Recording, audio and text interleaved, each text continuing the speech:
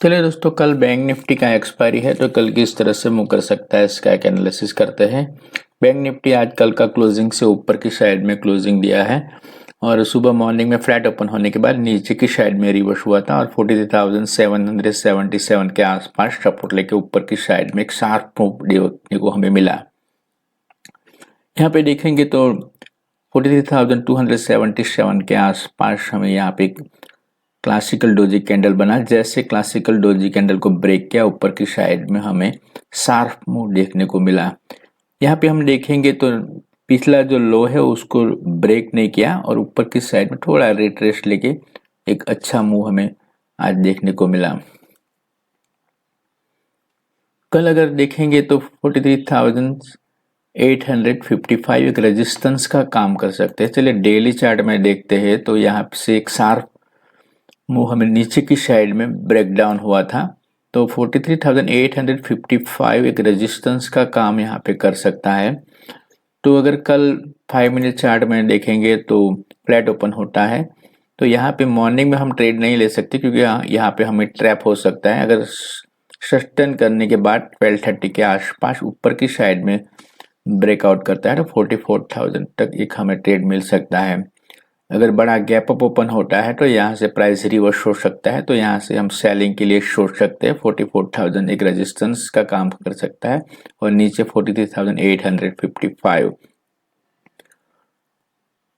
नीचे की साइड में हम देखेंगे तो 43,577 अगर ब्रेक करता है तभी हम नीचे की साइड में सेलिंग के लिए सोच सकते हैं, या फिर यहाँ पे थोड़ा गैप डाउन ओपन होने के बाद सस्टेन करने के बाद 1230 के आसपास अगर ब्रेकआउट करता है नीचे की साइड में तो हम नीचे की साइड में 43,277 तक एक नीचे की साइड में ट्रेड मिल सकता है।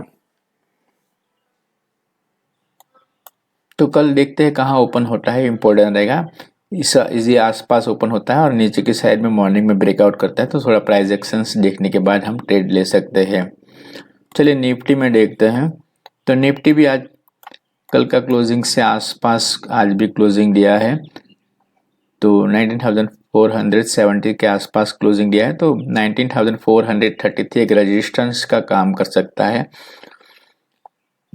अगर बड़ा गैप अप ओपन होता है तो यहाँ से प्राइस रिवर्स हो सकता है, तो कुछ प्राइस एक्शंस बनती है तो यहाँ से हम सेलिंग के लिए सोच सकते हैं, या फिर सस्टेन करने के बाद 1230 के आसपास ब्रेकआउट कर सकता है तो ऊपर की साइड में हमें 19,477 के आसपास एक ट्रेड मिल सकता है। नीचे की साइड में हम 19,377 ब्रेक करता है तभी सेलिंग के लिए सोच सकते हैं, या फिर बड़ा गैप डाउन ओपन होता है तो प्राइस एक्शंस देखेंगे और नीचे की साइड में हम सोच सकते हैं।